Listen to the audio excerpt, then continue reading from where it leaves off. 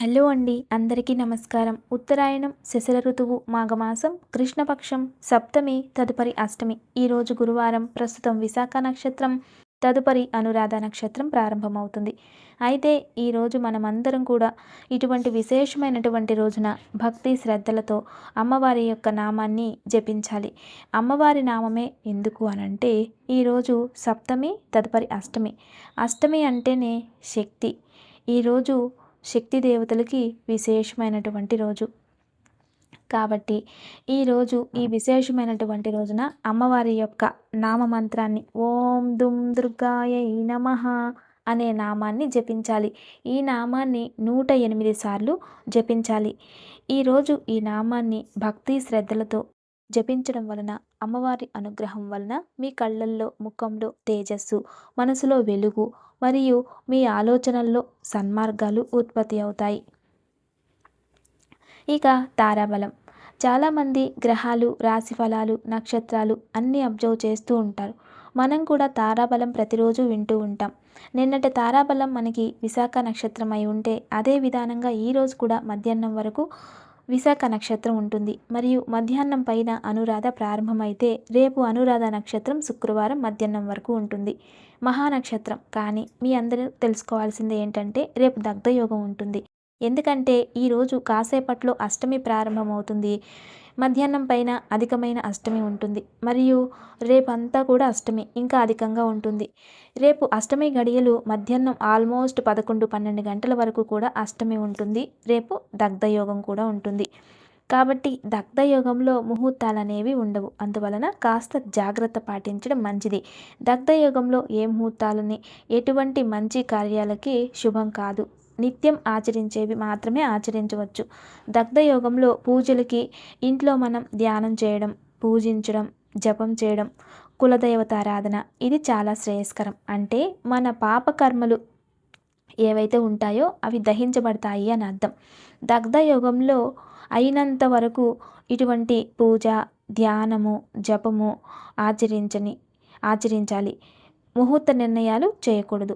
ఈ రోజు నుంచి శివరాత్రి వరకు అపరిమితమైన శివధ్యానం చేయాలి. శైవ క్షేత్రాలను దర్శించండి. అంతేకాదు ఆ శివరాత్రి రోజు శివుడికి అభిషేకం చేయడానికి నదీ తీరాలు, సముద్ర తీరాలు నుండి నీళ్లను సేకరించండి. ఈ రోజు నుండి పవిత్రమైన జలాలను తెచ్చి ఇంట్లో పెట్టుకోండి. మరియు శివలింగం తయారు చేయడానికి పుట్టమట్టి తీసుకుని రండి. ఒక్కరోజు అలా, ఒక్కొక్క రోజు ఒక్కొక్కటి అలా ప్రతిరోజు శివుడికి ఏమేం కావాలో అవన్నీ కూడా ఈ రోజు నుండి ప్రారంభం చేసుకొని తెచ్చిపెట్టుకోండి. ప్రకృతిలో ఈ రోజు నుండే శివునికి కావలసినటువంటి అన్నీ కూడా తయారవుతూ ఉంటాయి. ఇక దివ్య పూజ. రేపు విశేషమైనటువంటి రోజు. రేపు ఎవరైతే మానసిక ప్రశాంతత కోరుకుంటారో వాళ్ళు విష్ణు సహస్రనామం ఖచ్చితంగా పారాయణ చేసుకోండి. ఇక దేవి ఆరాధకులు, దేవిని పూజించేవారు శ్రీ మహావిద్య లేదా లలిత సహస్రనామం చదువుకోండి. ఇవి మేము చేయలేము, అంత మాకు సమయం లేదు అన్నప్పుడు ఆవ నూనెతో 2 దీపాలు దుర్గాదేవి ముందు పెట్టి దేవి ఖడ్గమాల పారాయణం చేసుకోండి. తదుపరి కాస్త కుంకాన్ని తీసి అమ్మవారి నామంతో నుదుటిలో పెట్టుకోండి. ఇది స్త్రీలు చేయొచ్చు, పురుషులు కూడా చేయొచ్చు. అలా రేపు చేసినట్లయితే అద్వితీయమైనటువంటి శక్తి, సమస్త శత్రుబాధ, సమస్త దారిద్ర బాధ, సమస్త దుఃఖాలు దూరమవుతాయి. ఉపయోగం చేసుకోండి. ఇక దివ్యమైన యోగక్షేమం. ఈరోజు చాలా పవర్ఫుల్ డే కదా. ఈరోజు సాయంత్రం లోపు ఎక్కడైనా ఉమ్మెత్తకాయ ఉంటే తీసుకోండి. ఉమ్మెత్తకాయని తొడం పైన ఏదైతే ఉంటుందో దాన్ని సగం తీసేయండి. లేదా ఉమ్మెత్తకాయని మధ్యకి కట్ చేయండి. లేదా పైన కాస్త కొంచెం తీసేయండి. అందులో నూనె పోయండి లేదా నెయ్యి పోయండి. అందులోకి ఒత్తులు పెట్టండి. ఏదైనా ఒక కడ్డీకి కట్టి లోపలికి పెట్టండి. అది నిల్చుంటుంది. అప్పుడు మినప్పిండితో చిన్నగా ఒక ఉండ, అంటే మనం వెలిగించే దీపం పడిపోకుండా ఒక చిన్నగా ఏదైనా పెట్టేసి మినప్పిండిది ఒక ముద్ద పెట్టి దానిపై ఈ ఒక ఉమ్మెత్తకాయను పెట్టి దీపం వెలిగించి దాని ముందు కూర్చొని కాలభైరవ అష్టకాన్ని పారాయణం చేసుకోవాలి. తదుపరి ఆ దీపంతో దుర్గాదేవికి, శివుడికి హారతి తీసి దేవుడి దగ్గర అది కొండెక్కే వరకు అలాగే ఉంచేయండి. ఇలా చేసినట్లయితే సమస్త విధమైన శత్రువులు స్తంభించిపోతారు. మనకి ఏదైనా చెడు చేయాలని వాళ్ళు అనుకుంటే వాళ్ళే మారిపోతారు. అటువంటి శక్తియుతమైన దీపం ఇది.